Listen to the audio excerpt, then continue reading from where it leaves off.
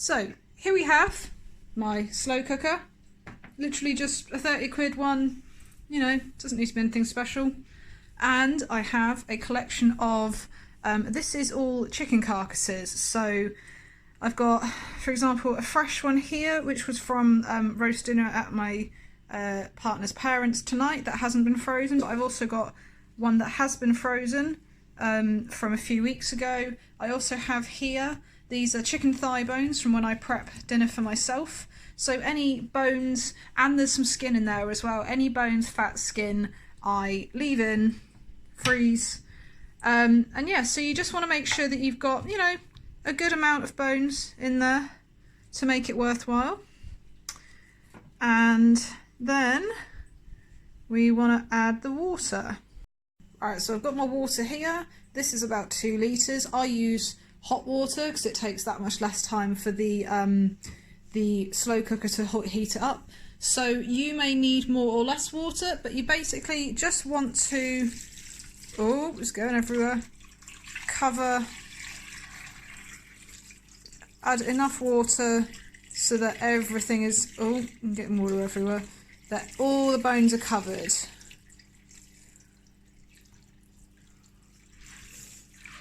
There we go, perfect. So obviously I don't want to go above this line because that's where the lid sits.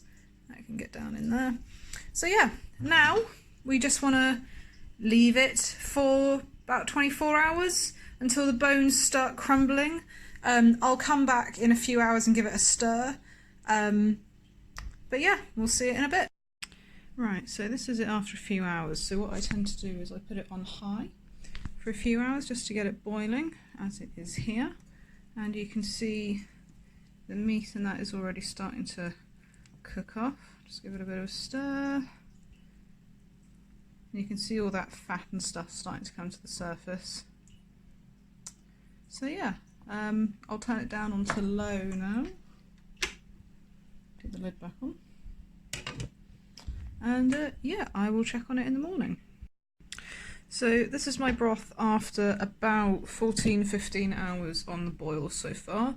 As you can see, all this fat has floated to the top, but we'll sort that out after it's finished.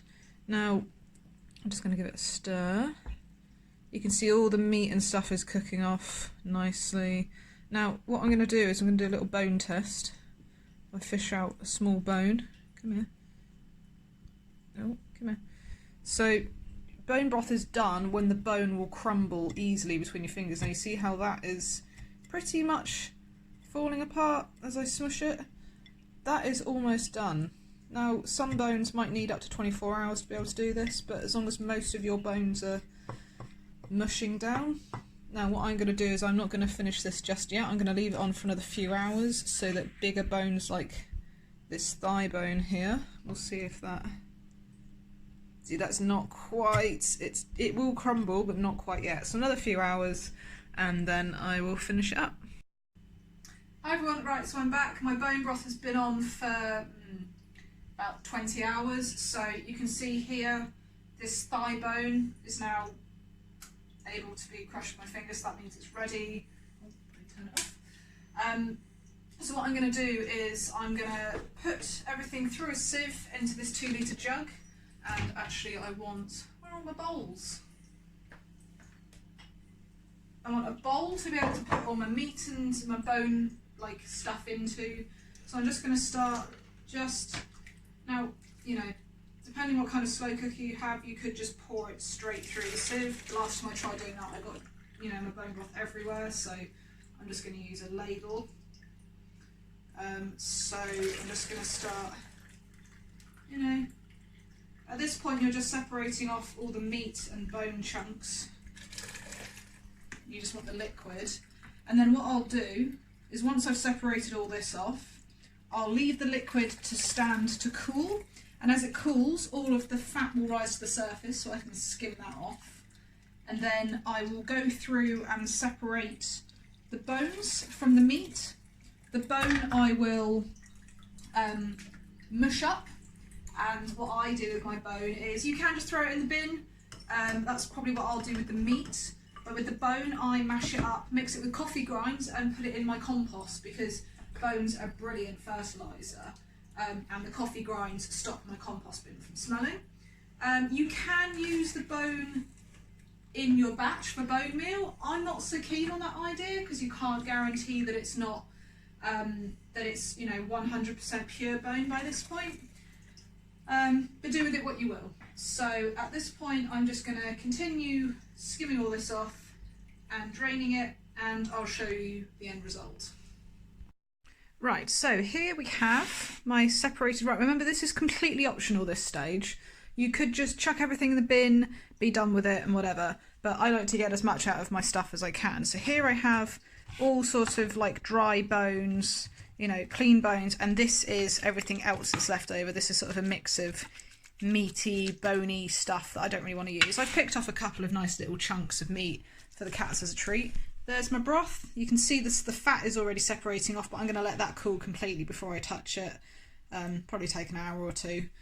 But yeah, so what I'm going to do with my bones now is you can see that these just crumble. So what I'm going to do is just mash them into a paste through my sieve, and then mix that paste into some coffee grinds, some used coffee grinds, stick it in my compost, and that will add some brilliant fertiliser to my compost bin. And it's just another way of getting everything out of what you're using. This I'm going to stick in a compostable doggy bag and stick it in the bin so it doesn't smell.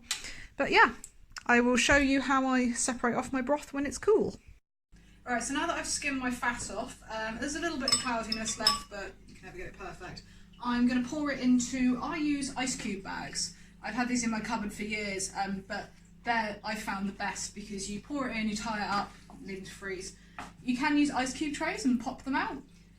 I don't have the ability to do that in my freezer because I don't have enough room, so these work really well for me. So what I'm going to do is with these, a funnel makes this a lot easier, and simply just pour it in and go slowly. And this is just one way to store it. I mean, you could, this bone broth keeps for up to a week in the fridge. But yeah, you want to freeze it. And then what I'll do is I add these bone broth ice cubes to my batches, so that instead of water, I use bone broth. There we go, so that's one done. So then these just break off. You roll that down. Tie it up. And there we go. One load of bone broth ice cubes. So now I'll go through, do the whole lot. I will probably get a good sort of 8 or 9 sheets of these ice cubes, and then I'll put them in the freezer. And then in my next batch, I will divide the amount of ice cubes up by the amount of boxes I've got, put them in.